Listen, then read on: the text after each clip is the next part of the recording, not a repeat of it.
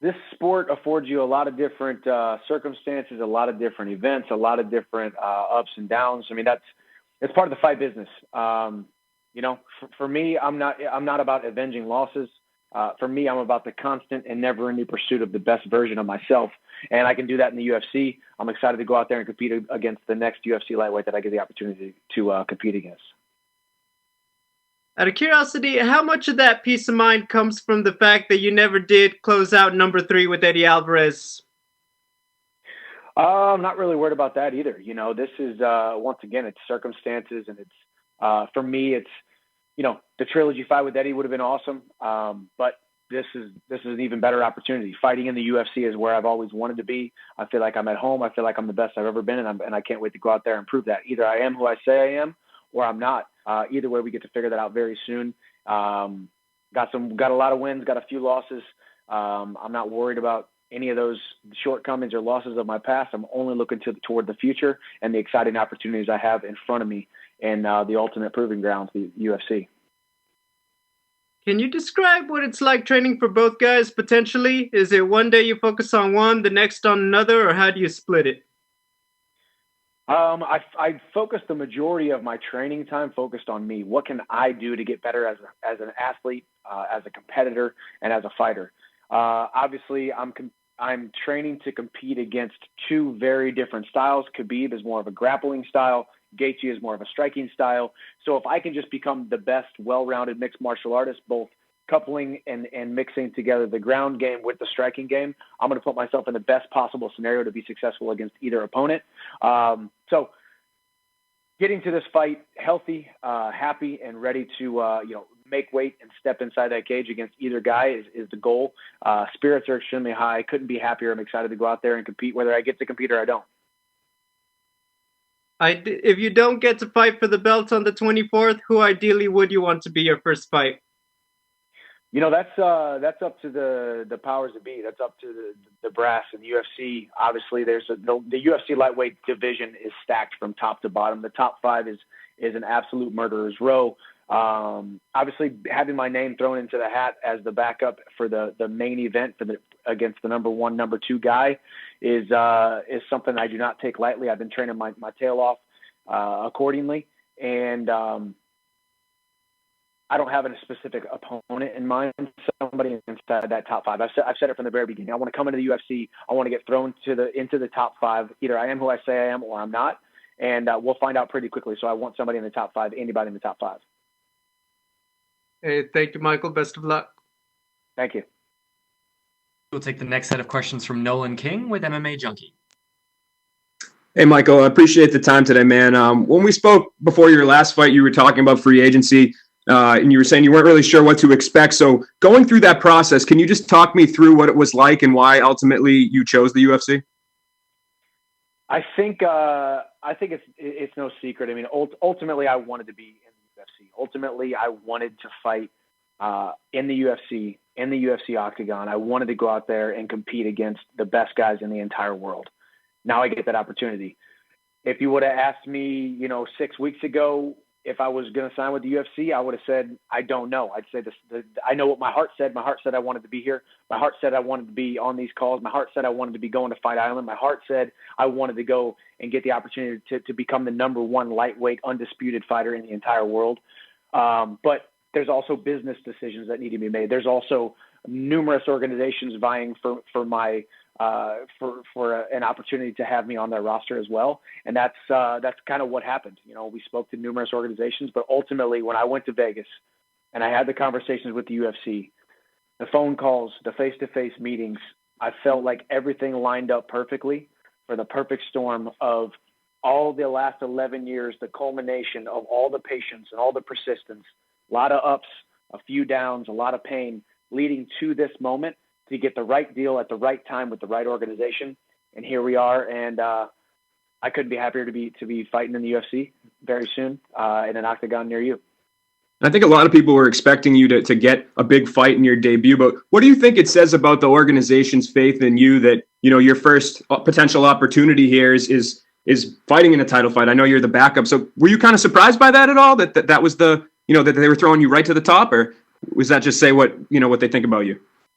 No, because I think this is this industry is this industry warrants competitors who want to be thrown into the fire. This industry needs competitors who want to be thrown into the mix. I didn't need to come in and get a tune-up fight. I think Dana and the powers that be understand who I am. They followed my career for the last 11 years. They know when I step inside the cage, I'm going to come forward, I'm going to bite down on my mouthpiece, and I'm going to go out there and compete extremely hard in an entertaining fashion. So that was also my request as well. I didn't want to come in and get a top 15, top 10 guy. I wanted a top 5 guy right away. I want to be thrown into the mix. And I didn't need to come in and earn the right to be inside that top 5. I wanted to be inside the top 5, and we'll find out pretty quick. Either I am who I say I am or I'm not. But I'm not surprised by it. This kind of does work out perfectly. You got a guy in Khabib who has pulled out of numerous fights. Justin Gaethje, I don't think, has pulled out of too many fights, but we're living in the COVID-19 era of mixed martial arts where we're taking upwards of 5, 6, 7 tests on leading up to the fight. So the chances of people testing positive, before we just had to worry about weight cuts, we had to worry about injuries, we had to worry about weight cuts and injuries, but now we have to worry about COVID-19 as well. So it's smart to have a backup. I have, number 1, never pulled out of a fight. Number 2, never said no to a fight. Number 3, never missed weight. So I'm the perfect guy at the right time to get this opportunity to show up to Fight Island, to be the backup, and have my name thrown right into the mix. And I think it does say a lot about the UFC's view and vision of me and for me moving forward. Last one for me. We've seen backup fighters in the past. You're perhaps the most high-profile backup that we've seen. So when you prepare, you're obviously preparing like you're fighting on that date. Is that difficult at all, knowing that, Khabib and Gaethje, they have one guy to prepare for, so to speak, but you're kind of preparing for 2? It's true, but really, truthfully, if bad luck does befall the UFC and all of a sudden Michael Chandler has to step up and fight one of those guys, turns out I'm in the better situation because I've been training to fight either one of those guys, and neither of them have been training to fight me. But that's neither here nor there. The focus is 90% focus on myself. Where can I get better in all areas of mixed martial arts? Obviously, work on a ton of ground game for that Khabib opportunity and option.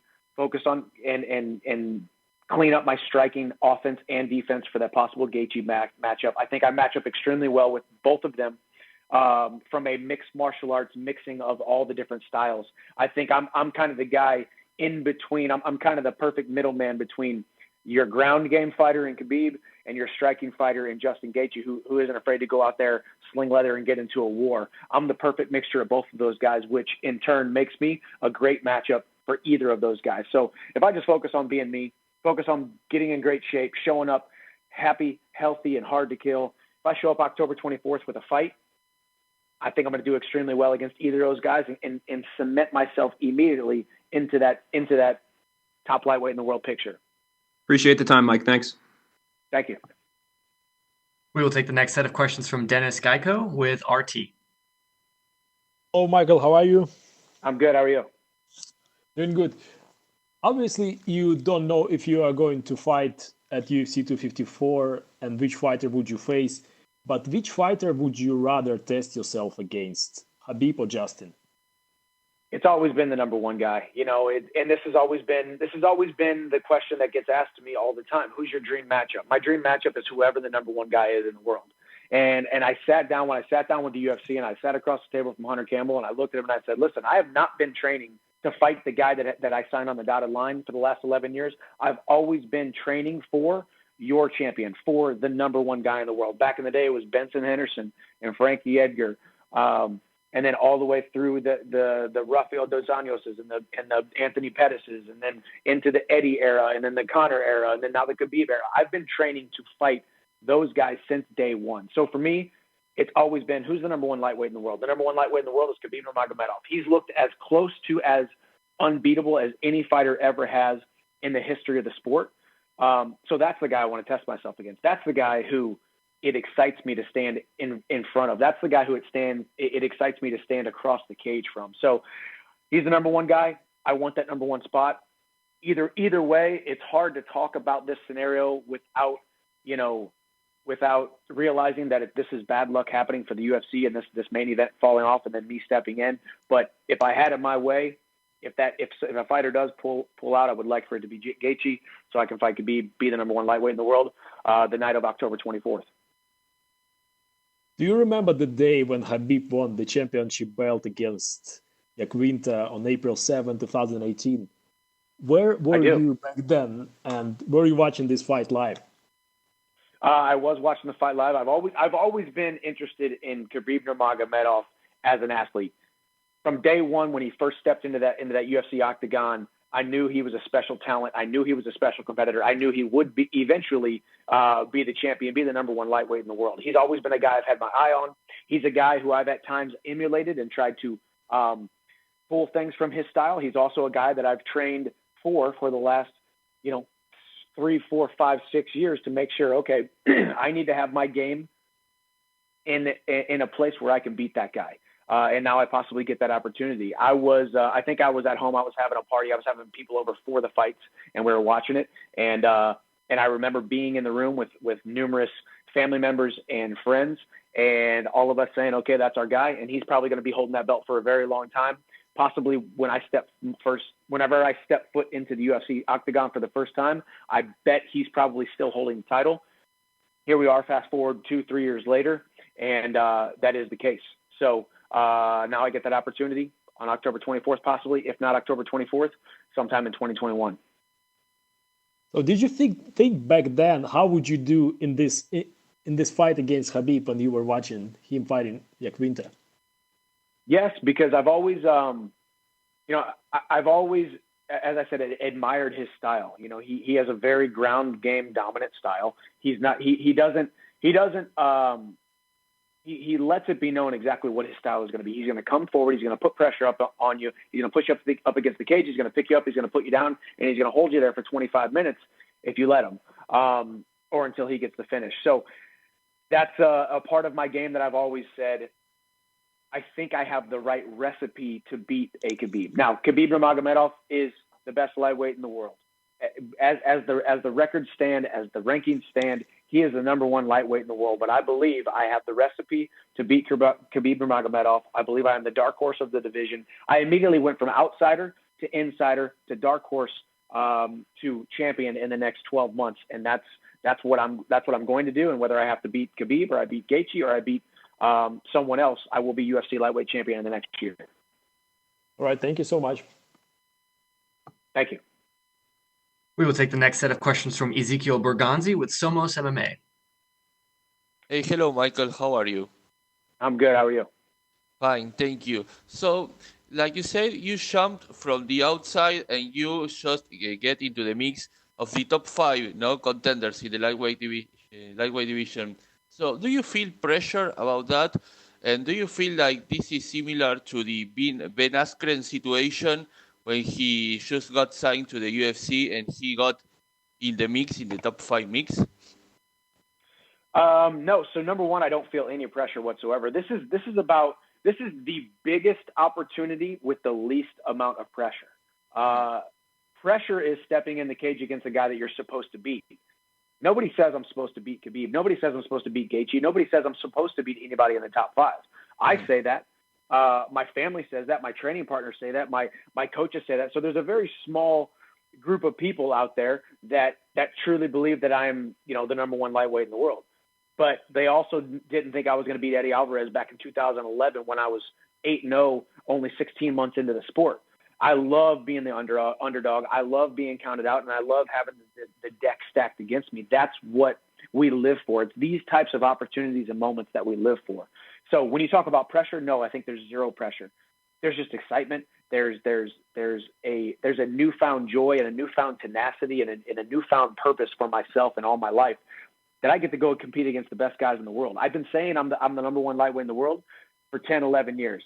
I've had a lot of ups. I've lost some fights I shouldn't have lost. I've proven the doubters correct that I wasn't the best lightweight in the world numerous times. But now here I am as I sit here today and speak to you and speak to the media. I believe I'm the best lightweight in the world. I'm the best shape mentally, physically, and spiritually that I ever have been. And when you speak about Ben Askren, who's a good friend of mine, he got thrown into the mix right away. And he wanted that. That's what we do. The best competitors in the entire world, the men and women that we look up to in sports, are the people that want to be thrown into the fire again and again and again. We are galvanized by the fire. We are galvanized by these high pressure situations. That's what I want. I don't want to come in tiptoe. As I said before, you've heard me say it before, pull your hat down tight. I only know one speed. I'm not here for a long time. I'm here for a good time. And if we're here for a good time, let's throw me right into the mix. Either I am who I say I am or I'm not. Give me a top 5 guy right away. Give me number 1, number 2, October 24th. We'll see. Do I sink or swim? There were a lot of comments from fighters like Charles DuBronx or Dan Hooker, and he said that he would love to welcome you to send you back to the B leagues, to the second leagues. Do you think that there is a lot of underestimate from the UFC fighters to the Bellator fighters that bothers you, that maybe people look Bellator fighters and say, oh, he will not make it to the UFC, or he will not have the capacity to beat a top 15? Do you think that bothers you? What do you think about that? I think the good thing is people are talking. Let's be honest. The press is good. Whether guys are saying I'm a B league fighter, they're saying I'm a no name, they're saying I'm a minor league fighter. That's fine. That is their opinion. They're entitled to it.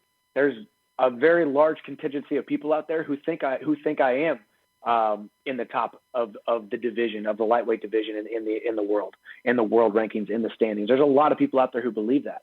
Maybe I am, maybe I'm not. The good thing is we don't have to talk about it. We don't even have to think about it. There will come a time where I strap on those UFC gloves after I get my hands wrapped and I step inside the UFC octagon against a top 5 guy, and I'm going to sink or swim, and I'm going to get the opportunity.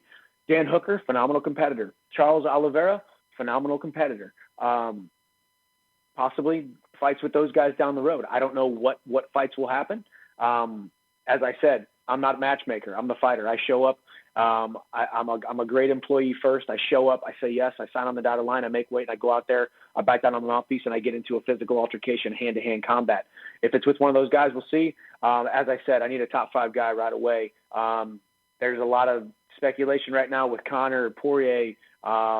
Ferguson doesn't look like he has an opponent. Nobody's talking about him, so that could be a possibility. Obviously, I'm just focused on October 24th. It looks like nobody else is going to be stepping in there. I am the backup. So I'll be out there on Fight Island, fine-tuning sharpening my skills, sharpening my UFC Fight Week skills. This is a great opportunity for me to go to Fight Island, get a dry run, get a dress rehearsal of what a UFC Fight Week looks like, and I get to do that here in a couple weeks, and I'm tickled to think about it. You just mentioned Dustin Poirier. It is true that the UFC offered you that fight, but he refused to be loyal to Tony Ferguson? For me, and I said this since day one, I wanted to come in, I signed on the dotted lines, let the UFC do what they do. I will say the fight wasn't necessarily offered to me, but let's be honest, we talk about matchups. Hey, are you down to fight this guy, this date, here or there? I said yes to everything. As long as he was in the top 5 and as long as it was pretty darn soon, I was ready to step inside the cage. So obviously he was a guy who was in the top 5, and he was a guy who was looking to fight on Fight Island. The October 24th date made sense. But no, it wasn't. The fight wasn't offered to me. There was no bout agreements. There was no contracts. I said I would be willing to fight him, Tony Ferguson, Conor, anybody in the top 5. So here we are. I'm the backup on October 24th. And possibly your new lightweight champion October 24th. So we'll find out. And my last question is, do you find any difference between the UFC and Bellator? In management in this case, because you didn't have your first fight in UFC yet. But have you noticed any difference between them? Can you tell us about that? So far, as you said, I haven't had my first fight there. Haven't had my first fight in the octagon yet. I've had a lot of media requests. Getting opportunity to do this with a ton of interviews today is awesome. The media push, the PR behind the machine that is the greatest mixed martial arts franchise in the entire world, the UFC. And I said this since day one. I have been making a great living outside of the UFC. And Dana White has had his name on every single one of my paychecks for the last 11 years because of him building this sport, building this organization into what it is. And so far, yes, it's been nothing but phenomenal. My dealings with the UFC, with Hunter Campbell, with Dana White, dealings with everybody behind the scenes, from PR to marketing to fighter operations to travel. It's a well-oiled, well-organized, well-balanced, get after it machine. And I'm excited to be a part of it, because that's how I live my life. I like speed. I like to operate with integrity. I like to do things right. I like to be exactly who I say I am and do exactly what I say I'm going to do. And thus far, my dealings with the UFC have been just that. Thank you very much. And if you fight, good luck. Thank you. Appreciate it. We will take our next set of questions from Mike Bond with USA Today. Hey, Mike, when did they tell you that officially you would not be getting another opponent on this card and it would be a backup role or bust as far as fighting? It was pretty much right whenever you guys heard it, that exact day. I had a call with Dana. I spoke to Dana, and he talked about how today was the announcement and my life was about to change. And I said, hey, you've never signed anybody to your roster that is equally yoked with your organization as I am. So I'm excited about the opportunity. I'm excited to see what the future holds. I told him I've never pulled out of a fight. I've never said no to a fight. I've never missed weight. So I'm the perfect guy to stand in as the replacement bout if somebody does not step into that cage October 24th. If one of the current lightweights can't step into the cage October 24th. Life's all about moments, memories, and opportunities. And I've had a lot of great moments, a ton of great memories. And getting this opportunity at this time, I was going to say yes to it. And it was the exact same days that you guys heard it. Gotcha. And when do you think you're finally going to be able to exhale as far as, maybe not getting that opportunity? Is it going to be when Khabib and Gaethje face off after they make weight, when you actually see them in the octagon? When do you think you're going to be able to actually let go of the idea of maybe actually being the replacement there? That's the interesting thing, and also the beauty of it. I love to live the exact opposite of a mundane, boring life. So for me, this is perfect for me. I really will not know whether or not I'm fighting until I think we're all going to make weight. I wouldn't even put it past the UFC to have me wrap my hands up and show up to the event. Who knows? I mean, these days we saw Tony Ferguson pull out of the Tony Ferguson versus Khabib fight because he tripped over a electrical cord on fight week. Anything can happen inside that octagon, and anything can happen before we step into that octagon. So my job description is the number one lightweight contender who will step into the cage for one of these guys as a replacement, whether it's replacement today or a very, very late replacement on October 24th, 7 minutes before those two guys are supposed to fight. That's my job description. I always come through with my end of the bargain. That is my end of the bargain. So fight day, maybe, until my phone rings and it says, and Dana White calls me and says, hey, you're off. These guys are going to fight. Until then, I'm focused like I'm fighting October 24th.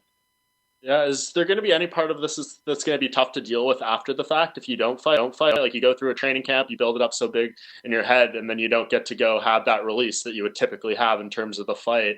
Do you think it's going to feel a little weird, if you're not stepping in there on the 24th? I think no, I don't, because I think it's just in life we always have to make the best decision possible with the information that we have. Information that I have is I have an opportunity to be the replacement. Maybe it comes to fruition that I fight. Maybe it comes to fruition that I just show up, I make weight. None of it will be for naught. I'm getting better. I'm training with my team. I'm training with my coaches. I'm making weight again. I'm staying light. I'm staying lean. I'm in the media. I'm on SportsCenter. I'm all over the social medias.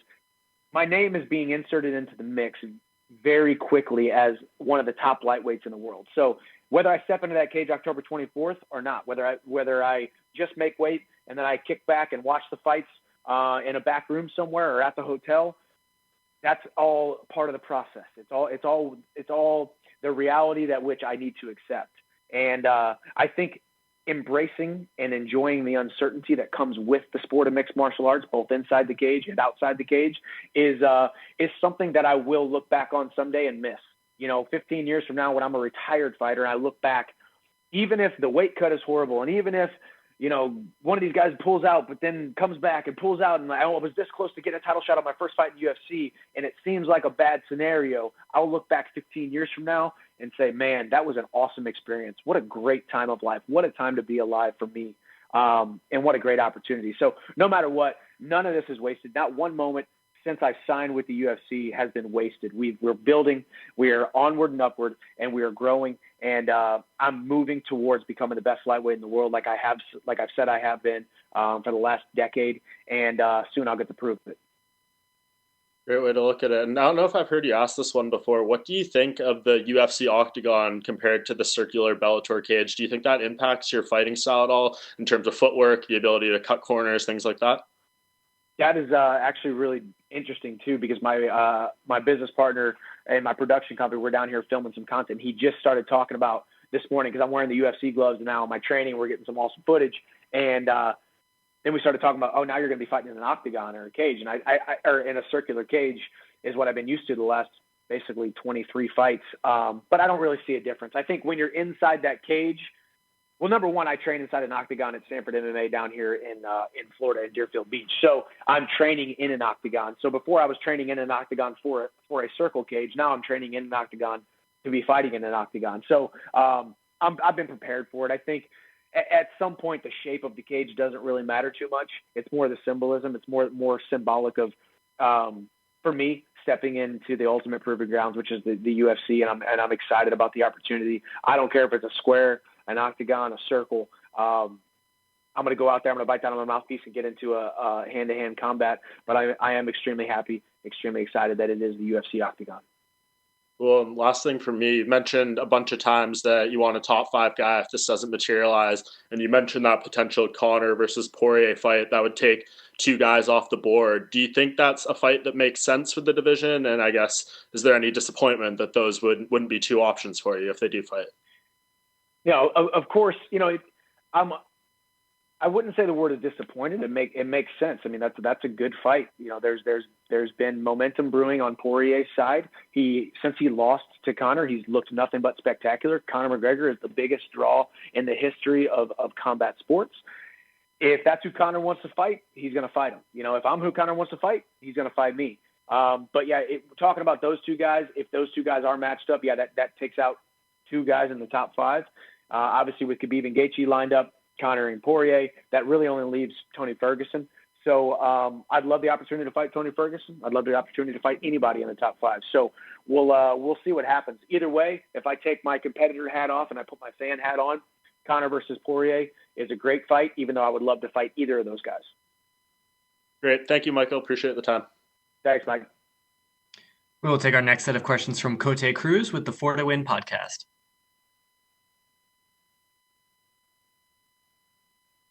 Michael? Hey, Cote, how are you? Hey, how you doing, buddy? Congratulations on getting into the UFC. And cheers, man. Thank you. Looks like some tasty water. Let's go. Oh, yeah, sorry. That's okay, buddy. So you come into the organization as a big name in the sport. Dan Hooker and Paul Felder already threw their names into the hat to welcome you to the octagon. You're currently the alternate to this fight in UFC 254. Please walk me through the journey that started back in 2009, back in the Ozarks, down into this instance of Fight Island. Do you believe you're crossing the UFC's door at the right time? I am. I think this is the perfect time for the perfect opportunity, and I am in the perfect spot to be thrown into the mix. You talk about 2009. So for those that don't know, I graduated college in May of 2009. I fought my first fight in August of 2009 down at Lake of the Ozarks, Missouri. Tyron Woodley was my manager, training partner, coach, cornerman. We stayed at a little Marriott down at Lake of the Ozarks, Missouri. Got my first win. But even at that point, I still didn't know that mixed martial arts was going to be my career. If you would have asked me a year prior, or even asked me at that moment, hey, are you going to do this for the next 10, 11 years, make a great living for your family, make a great platform to try to inspire and motivate people and move people with what you do, I would have said, I don't really know if that's going to happen. Here we are 26 fights later, 11 years later, and I feel like all of it was culminating to this moment, to this opportunity, and I couldn't be more happy. I think, and I even told Dana White this whenever we spoke, I said, hey, 2 years ago, I don't think I would have been ready. 4 years ago, I wouldn't have been ready to be the superstar, to be the man that you need me to be for this organization, to be the champion that you need me to be for this organization. But right now, in 2020, where I'm at mentally, physically, and spiritually, where my skill set is, where my confidence is, where my purpose is. This is exactly where I need to be, and I have no doubt that my feet are planted firmly on solid ground, exactly where I need to be for this moment and this opportunity. It's been a long ride, a lot of ups, a couple downs, a lot of pain, a ton of awesome memories that I've made. And now I still think the best is yet to come. My best days are out ahead of me, and I'm extremely excited about the opportunity. Yeah, and a body of work that speaks tons about the kind of fighter you are. Thank you. In terms of the fight, of the impending fight, would you prefer to face? Who do you prefer to face if your time to step up comes? Would you be more interested in the chaos that Justin provides, or would you be willing to test yourself among one of the biggest lightweights in history? I've always said that the number one lightweight in the world is always my number one choice. When people say who's your dream matchup, it's never a legend of the past. It's never anybody that doesn't hold the UFC lightweight belt, the number one guy in the world. So for the last number of years, it's been Khabib Nurmagomedov. That's why I have spoken on the subject on him as much as I have. So ideally, it's a fight against Khabib, but no matter what, the Chandler versus Gaethje fight has to happen somewhere down the line. He's a guy who's on record who said, I want to make my opponents see their own blood. I want to engage in car crashes with them. And there's no better dance partner than me to go get into a bunch of car crashes in front of millions of people in the UFC octagon. I respect both men as competitors. I respect both men as athletes. They right now are my number one, Khabib, and number two options for the two fights that I want, but Khabib would definitely have to be number one. Just to connect real quick with this thing you said about not being interested in fighting guys from the past or whatever, I was thinking about if you had any kind of bucket list kind of fight, like with active fighters, whatever, it's just for the love of the sheer violence and the sheer joy of watching you perform. Who would you think that would bring the best out of you? So I think if this was, I think if this was 5 years from now, 10 years from now, and I was a young up and comer 10 years from now, and I'm a lightweight, I would say Khabib. I would say Khabib today, and I would also say Khabib for the next decade, because Khabib has shown to be just about as unbeatable as you possibly can be in the sport of mixed martial arts and at the lightweight division. He has barely looked infallible whatsoever. He is extremely dominant. He is a man who really truly lives out his passion for mixed martial arts. So to me, as a competitor, as an athlete, he's the guy that I want to face in the entire world, among all of the different classes of mixed martial arts when it comes to the very beginnings in the 1990s, the 2000s, and now into 2020. Of course, there's other guys. GSP is one of the greatest of all time, who's around my weight class. I've always had a ton of respect for him. Back in the day, it was BJ Penn and Matt Hughes, but for the most part, it's Khabib and it's Conor. Khabib because he is the best athlete we've ever seen, the most dominant pound-for-pound mixed martial arts athlete we've ever seen, I believe. And then Conor McGregor because he is the biggest, most polarizing figure that we have ever seen, and may very well will ever see, and not just in the sport of mixed martial arts, not just in combat sports, but in sports in general. I see. What are your main objectives now that you're able to showcase your skills and heart on the biggest platform this beautiful sport has to offer? And I mean, I know that MMA is a results kind of game, but besides the result, beyond that, what are your main objectives now that you're here? Truly, I think now being put on the biggest platform possible to show people a physical manifestation of the fight that everyone is going through every single day, whether it be in their business, in their relationships, in the circumstances that they have that they are encountering in their life. I believe that mixed martial arts is the greatest sport on the planet Earth today because of what Dana White and the UFC did by getting it back on air ASAP as soon as possible after a worldwide pandemic, giving people something somewhat of normalcy, somewhat of hope to look for, to strive to, and to have an outlet for. And for me, I want to be thrown into the mix. I want to be put in that octagon as soon as possible to paint a masterpiece of the ebbs and flows, the ups and downs, the trials and the tragedies of what the sport of mixed martial arts is as a metaphor for life and as a metaphor for the fights that all of us are going through. And I truly believe that everyone is drawn to mixed martial arts, whether you love it, you hate it, or you're somewhere in between. If you're somewhat lukewarm on the topic or on the sport, you have to somewhat be drawn to it because it is in its purest form. It's the purest form of combat that we have on earth and that we have in organized sports. And I love to be on the roster of the biggest organization in the world and the ultimate proving grounds in the UFC. Well, Michael, it was a long time coming for us fans here. We're glad to see you being able to prove yourself in the octagon. Nothing but luck. Best of luck for you if you end up fighting soon as a replacement, or if you have a debut against another top guy. To close it up, do you have any final words for your South American and Latin American fans that look forward to see you compete? I'm just excited to go out there and put on a great show for the South American and Latin American fans. If you haven't watched me fight, quick preview. I'm going to bite down on my mouthpiece. I'm going to come forward. I'm going to keep you on the edge of your seat. I only know one speed, and I'm excited to go out there and put on a great show for you guys. So looking forward to it very soon. Thank you, Michael. Thank you for your time. Thank you. And we will take our last set of questions from Pablo Santamaria with Noti MMA Ecuador. Hi, Michael. Can you hear me? I can, yes.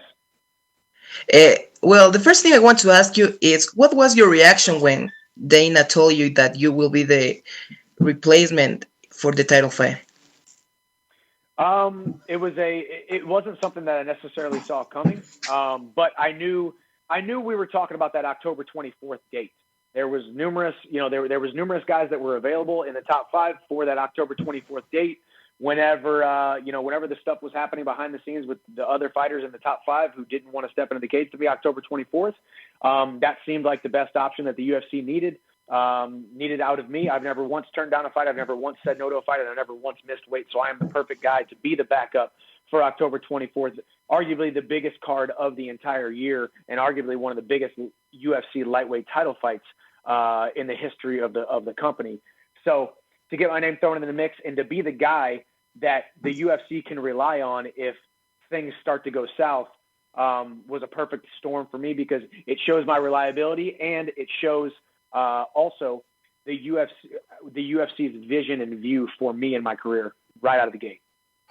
So Dana said he always loved the guys that fights anytime, anywhere. It doesn't matter with who. So how's been your relationship with Dana until now? It's been phenomenal thus far. You know, we've had some really great conversations talking about vision, talking about future, talking about philosophy of mixed martial arts, talking about and I told him since day one, you've never signed a guy who's going to be a better employee and who is more equally yoked with your organization, the vision you have for this company, as well as a phenomenal athlete. I am that guy for you, and I will be that guy for you day in and day out. I've never turned down a fight. I've never said no to a fight, and I'm excited to go out there and compete against the best guys in the world and go win your UFC lightweight title. And I told him that, and I told him I'm going to be champion in the next 12 months. I could be champion in the next 3 weeks, so we'll see. So, okay, I get it. So if you don't get to fight, do you think this will be a good experience and make you grow as a fighter or as a person? Absolutely. You know, this is an opportunity that there's a little bit, a bit of uncertainty, you know, that surrounds it. You know, I know on October 14th, we head to Vegas, we quarantine, we get our coronavirus test, we hop on a plane, we go to Fight Island, and we spend about 7 days there on Fight Island for a fight card that I may or may not be on. You know, I understand there's a lot of uncertainty. I understand that there's no guarantee that I'm going to fight. Chances are there's in all likelihood, I probably won't fight.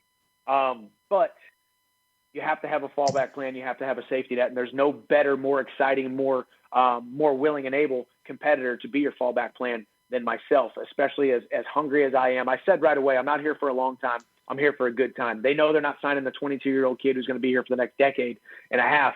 I want to come in right away, shake things up, throw my name into the mix, and prove to everybody that I'm one of the best lightweights in the entire world, if not the best lightweight in the entire world. But for me, all of this is a brand new experience. You know, I've been doing this. Been engaged in the sport of mixed martial arts, competing in a cage, making a living in mixed martial arts for the last 11 years. But this is just the first month that I've now been signed with the UFC. So getting my footing underneath me, being reached out to by all the UFC staff, USADA staff, PR, communications, and then when we get out to Fight Island, meeting people face to face, getting to get the personal touches, the personal relationships right away, because these people are going to be my colleagues for the next foreseeable future, for the next 10, 15 fights, until I call it quits. So for me, it's a good dry run, dress rehearsal, and an exciting time in my life, whether I fight or not, October 24th.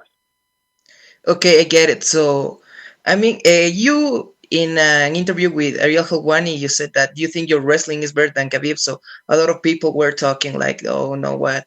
I don't think he's better than Khabib on his wrestling." But what you will say to that people? I mean, I saw your wrestling sessions with Kamaru, and they are like unbelievable. So, what will you say to the people that haven't seen you wrestle?